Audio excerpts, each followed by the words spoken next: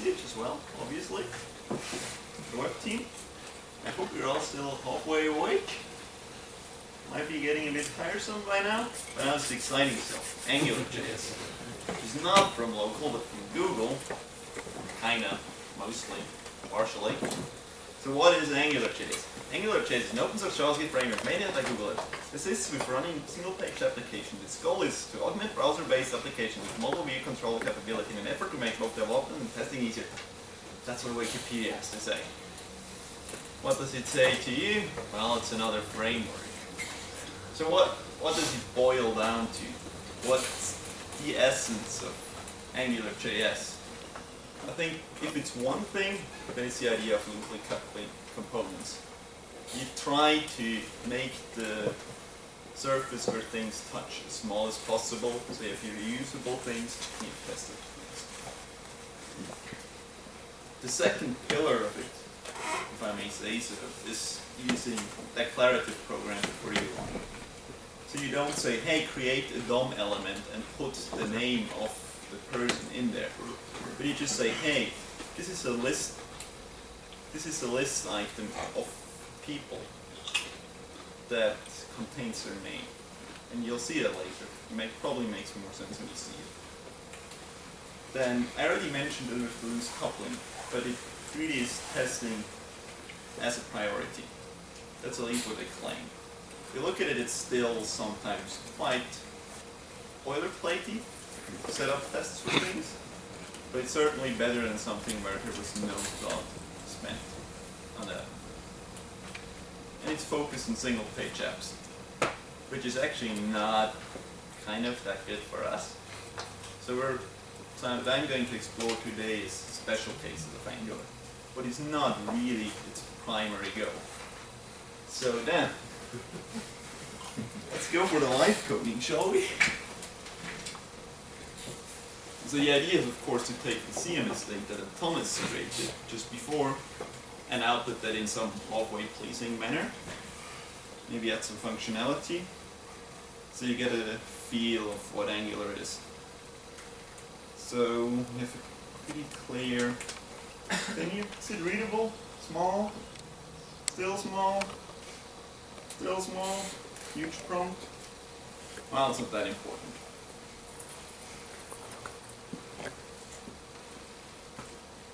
So basically what we're doing now is we use Yeoman, which is a JavaScript boilerplate tool, I guess. It generates your project scaffolding to set us up with Angular.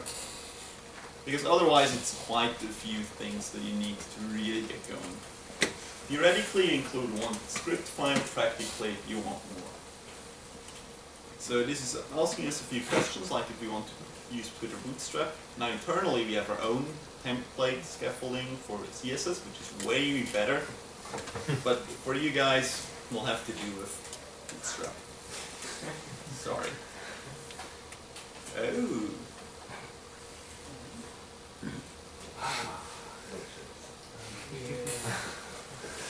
Yeah, it's very obvious what went wrong. There was a file called test and he wanted to create a directory that was called test, which it handled very, very gracefully. Yes, yes, yes, yes. Install all the things. I think there's a theme today, right? Watching us download stuff. Maybe. Yeah, it's only downloading a quarter of the internet. It's a bit less than maybe. But I guess you can look at this as a good sign. It shows that things are getting actually more packaged up into small components. But there's clearly a price to pay for that. Yeah. There's such a thing as too small components. Why? There was just a packet going through called index.of.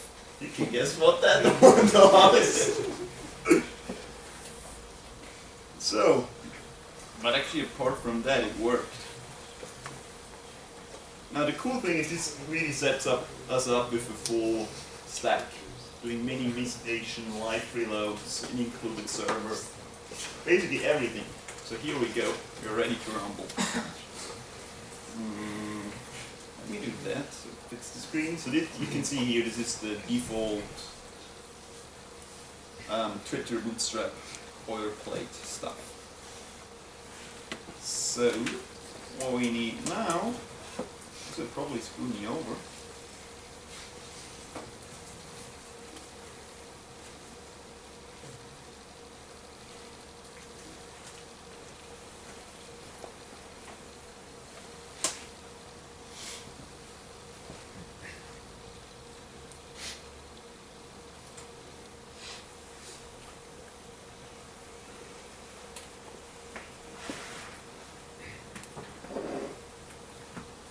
Is this readable everywhere? We good? Fine. So let's first throw out the marketing. So I don't like that. Make a bit more room. Maybe like that. So what you see now is that it live reloaded in the background. So you can have marketing back. If we so desire. And gone it is again. Good. So now AngularJS. The easiest way to understand it is probably to see it in action. So here I'm going to create an input and I define a model for it. So I say, hey, whatever is in you, that goes into query in the current scope. And I then also say, hey, in the header, output whatever is in query, and hopefully we're rolling. So you can now see that we just told it that those things refer to the same thing. We didn't say, hey, whenever the query changes, put that in every place where it's needed. Why is this helpful? Well, as soon as you have more than one instance of this, it becomes quite obvious why you would want to couple things like that. There are other ways to do this, even in an imperative way, but it's nice. So, but that was just, well, that's not what we are here to do, right? We give you hello world all day. What we want to do now is some proper, whoa, hello there, prototyping of Angular. So basically the declarative UI is driven by controllers. And those controllers write things into the scope, like that example before. So what we can do in here as well now is do HTTP requests to fetch data. So here comes the dependency injection. We say, hey, we need an HTTP client, give me that. Task. And then we can say HTTP get, and then a URL to the JSON feed we need. So in here we have the JSON feed, it's still loading, it's a good sign. No additional parameters, I think. And then it returns a promise, so if you're familiar with that, these promises are really first-class citizens in Angular as well. So that's another nice way to declaratively, not to declaratively, to handle concurrency and potential failure of events and the cascade of those. Good. Well, we're not really going to do that for our simple example. So we get back a response and we say scope people is equals response data. Should be about right.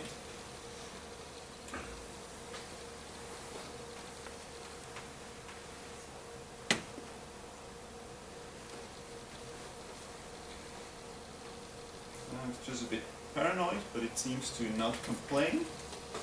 So all of the networking is actually working. Let's get that thing here out of the way.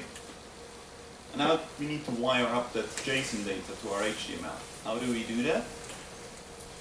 By adding some custom attributes. if you're concerned about this, you can also prefix them with data or use CSS clauses. Personally, I think it's totally fine to use custom attributes. Why the heck not? There's no real reason for that. IE8. Even there. I mean, in IE8, the data tags are not natively supported either, so that doesn't help you at all. They need to create them. And actually, those custom attributes work in IE8. The thing that's broken is custom tags, which, because of that, is not a good idea to use. So anyway, we say we want to repeat that thingy, and we want to get the person in people.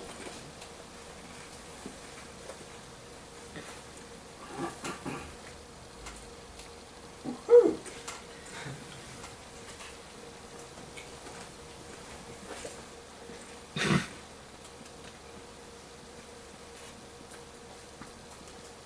So you can see this actually looks a bit like the liquid templates. It's also all escaped by default, so you won't actually have to fear cross-site scripting. The draw side of this is if you actually want HTML, to consume HTML from the source, you need to explicitly declare that with secure content escaping and whatever. Can be a bit annoying at first. We should make this an H2.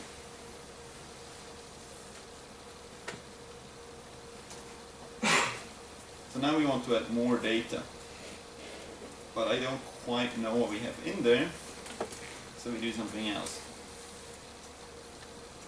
There's this concept of filters in AngularJS. So here I just say, hey, take person and Unix style, pipe it through the JSON renderer. Oh, is it wrong? No. No, no. Don't scare me. It's just like, then you can maybe query this page with something else again. Inception! Well, actually, this one is harder to rip, right? Yeah. We need to use Phantom.js. So now we see what else we have in here, as Thomas put in. We certainly want the image. See Shorty's pretty face.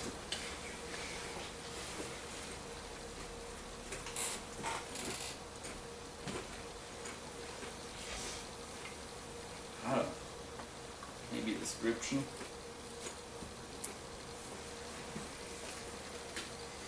Maybe like randomized models or something. So yeah.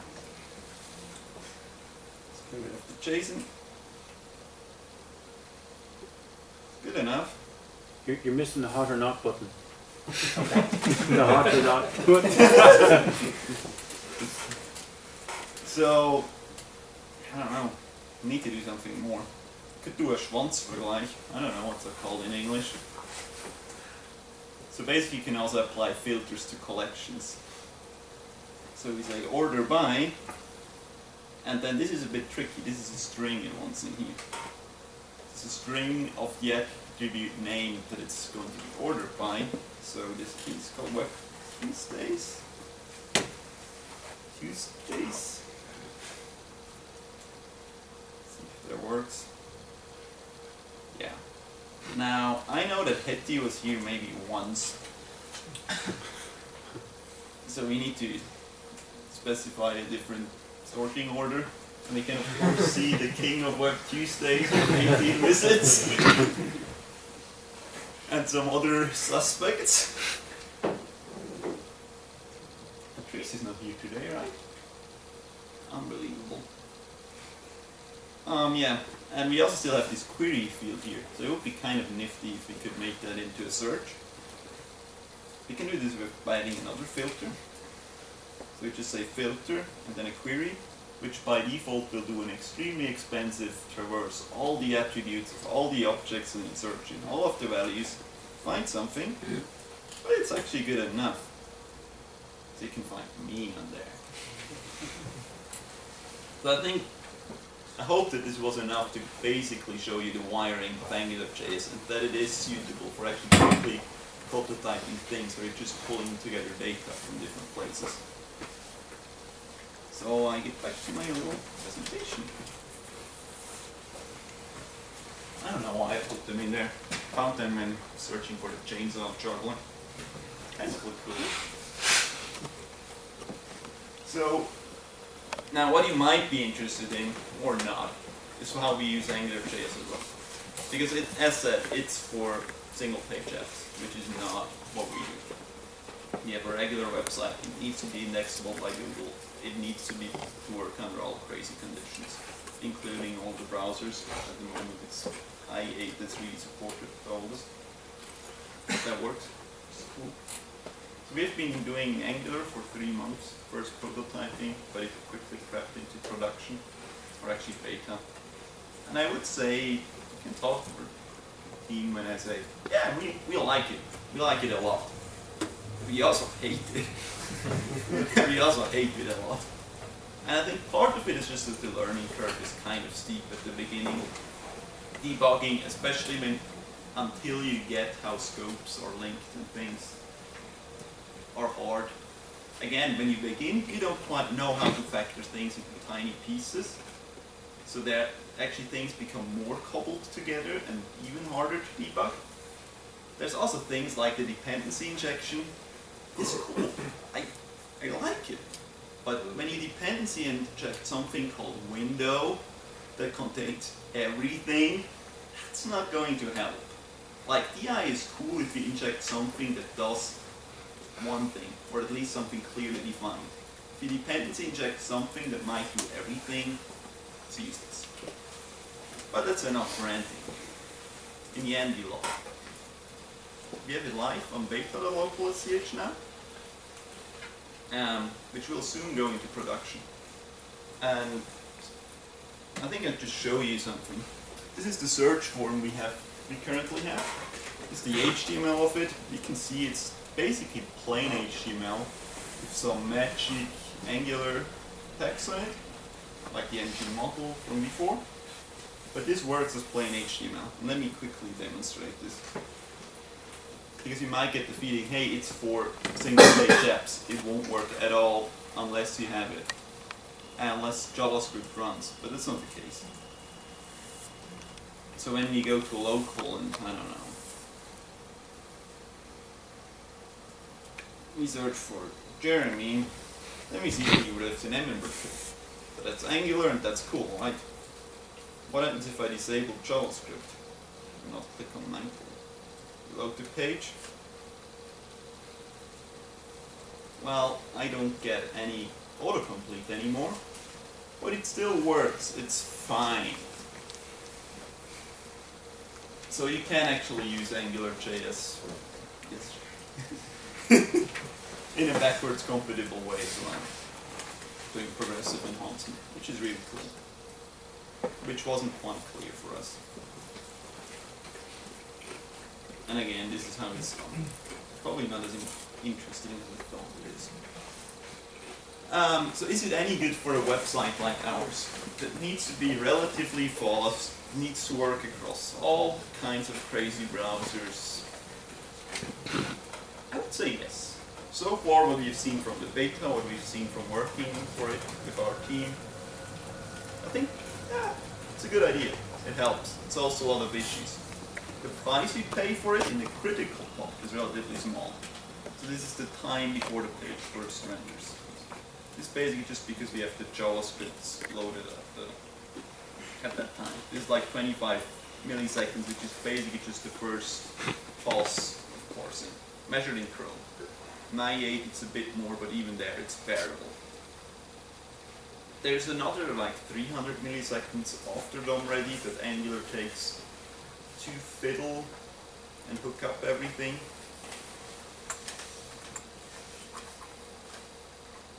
Well, I don't know. This is something that doesn't really matter all that much to us. Because the user already has the page there. The autocomplete might not pop up straight away or something like that. But it's in the background. So that's fine as well. Plus, there's plenty of jQuery plugins that waste that much time just adding list items because they trigger a reflow all the time. Again, progressive enhancement is totally possible. This is not only for single page apps. Is it any good for prototyping? Yeah. And I think that shows that there's something brilliant in it. it's a tool that's actually not made to make easy things easy. It's made to do hard things, to do complex applications that go off the beaten path. Yet it's actually a suitable tool for rapid prototyping, which is quite brilliant. So, any questions? Did I scare you all? Yes. What about Google indexing? I mean, you can do something with fandom.js, Yeah. but I think it's not possible yet, right? Well, again, it depends on how you use it. If you do a real single-page app that loads everything via Angular, probably not. But when you use it the way we do, for instance, for the autocomplete, or for lazy loading videos, or for making the tab switching work in some place, then actually it doesn't change anything. It's not making it less indexable as such. But there is if you build a single page app, you have the same problem as with every other single page app at the moment. There is no solution yet for that because, I mean, it's from Google and Google wants to index everything, so... Well, the thing is, right now, Google still doesn't want to pay the price for indexing everything with JavaScript. They can do it, we have caught them doing it. For instance, with the map. We clearly saw that there was Googlebot even doing post requests, which is already quite scary, in my opinion. But at the moment, no, there's no easy solution, except for finding JS tags. I think there was recently a library that came out that's helping actually to make your single page There's apps. a Node.js thing. Yes, it works with Node, but it generates like those sitemaps and everything based on your rules.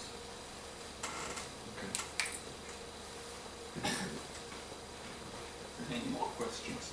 Yes. You already mentioned debugging, but can you maybe explain a little bit more how you can do debugging? Do you just use the WebKit tools or are there special tools? Yeah, there is special tools. Let's see if they actually work. There's this AngularJS extension for the Google DevTools, which you can enable. And then you can basically use that to explore the scopes and see what is where. It's actually not what I use all that often. The easier way is you can take AngularJS and say, hey, give me the scope that this DOM element is bound to. So you can click on a DOM element and then say, or angular.element, scope. The whole angular element of the DOM element and then scope. And you get back the scope, and you're allowed to do that debugging. And then scopes are hierarchical. So it's kind of like the prototype chains in JavaScript. You can have a parent scope and a child scope. The child scope is everything that the parent has, but not vice versa. So you can add new things. Which again, this is this idea of having decoupled components. Where one thing, you can change things in one place, and it's not that everything else crumbles to dust. But this is also what leads to problems in debugging. And then for the controller code, you just set breakpoints. So I think once you really understand it and see how the things are connected, it's not that much of a pain anymore. Until you get there and find out those little things, it is. Especially again when you have those prototype chains wrong. For instance, have an isolate scope and you don't quite realize it, and there's nothing in there, and you scream and shout and cry until someone tells you, hey, look, you can't declare the scope up here with custom things that you want to have forward and then expect it to also not be isolated, because that's the definition of an isolate scope. So yeah, things like that. So when you get into AngularJS, learn about scopes properly soon. Yes. How did you get the Angular tab? You show right there. It's an extension. So I think when you... Did you look at the batarang or the batarang, or is it? I think that is the better. Okay.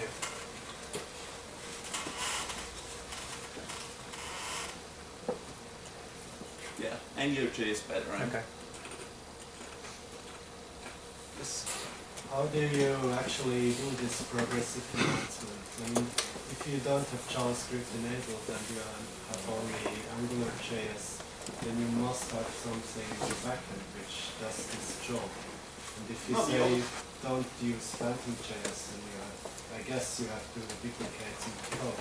It's more graceful degradation, actually. Well, yeah, actually in the case of the autocomplete, clearly, because it's a feature that just vanishes. Yeah, you're right about that. It is graceful degradation in our case.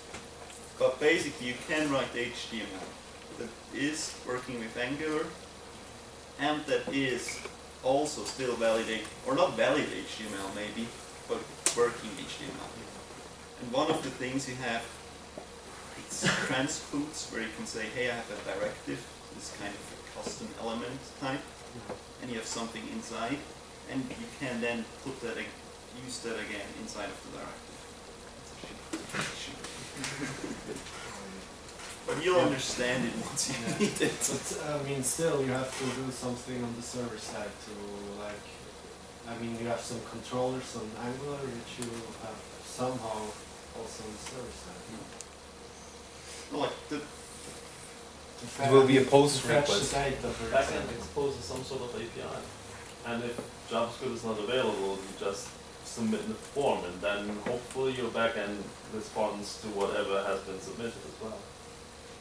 Sure, but I mean, the thing here that is Angular, well, now I turned off JavaScript.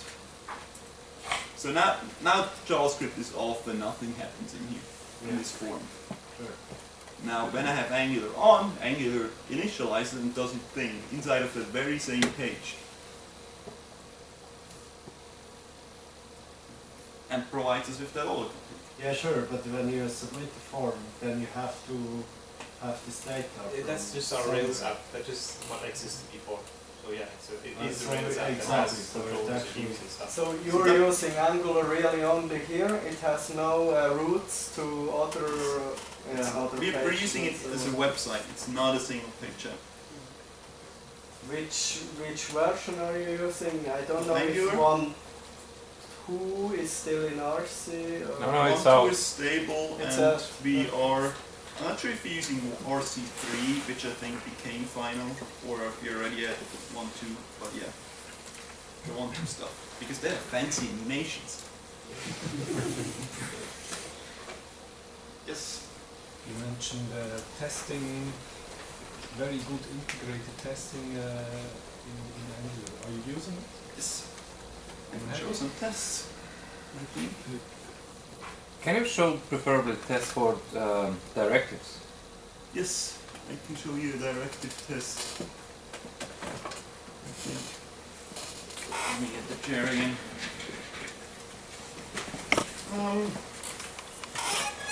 Hopefully it doesn't have any cursing in there.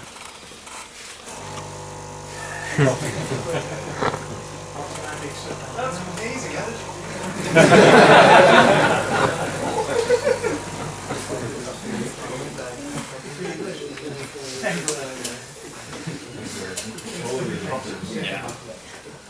How did you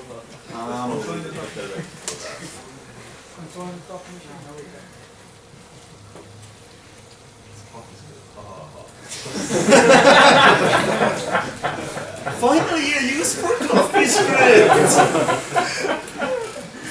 The first use case I see.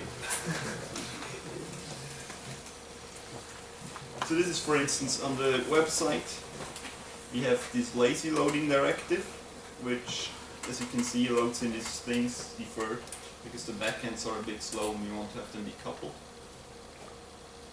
And this is the test case for it. So you can see, it's using Jasmine to begin with. And you can see there is some boilerplate to that. Is it readable? No. Now? Now? Maybe the theme is bad. Oh, yeah. What did I have before? Pablo or something. So you can see there is quite some setup that there is some setup that you need to do to bootstrap it. But then it's relatively simple. So you say compile give it some HTML that then runs through the Angular compiler that invokes the directive lazy source.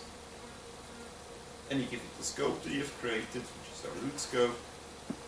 And then here it's just an expectation that the viewport library is called with the element the directive is bound on and the function. But the arguments are correct. And then it assumes that the source attribute is still undefined because it's not yet in the viewport. And they also use Jasmine for their framework testing? That's a very good point. It's a bit confusing because they have end-to-end tests, which is something that looks deceptively much like Jasmine, but it's not. If you try to run it in Jasmine, it explodes in horrible ways. And there is the unit tests, which actually use Jasmine. Aren't the E2E tests actually Jasmine plus the DSL for the Angular scenarios? I thought it's actually Jasmine. That's exactly the thing. It's horribly, horribly confusing. There's Angular test, which is what you use for having the Angular directives in Jasmine. So for instance, this module thing and the inject. And then there is the end-to-end test, which is different. I know it's a scenario thing when you have to explicitly load in the latest karma, but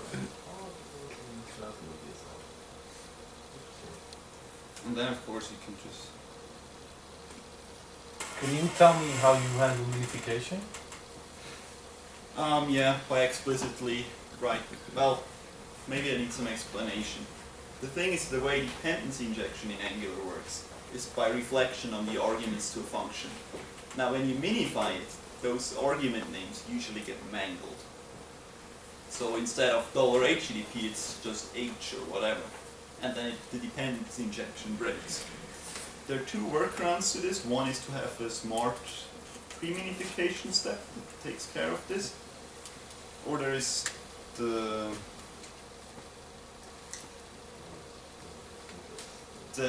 slightly ugly way where you just declare it like that. Every function becomes an array of the injected arguments and then a function takes them. It is ugly, but it totally does the job. So I think it's ugly, but it works. And it's, at least for me, clearly applies I'm willing to pay. Having that said, when you do it with Euroman, like I did before, it actually sets up the smart pre-processing step. It converts just the function animate into this array with animate. So that's good.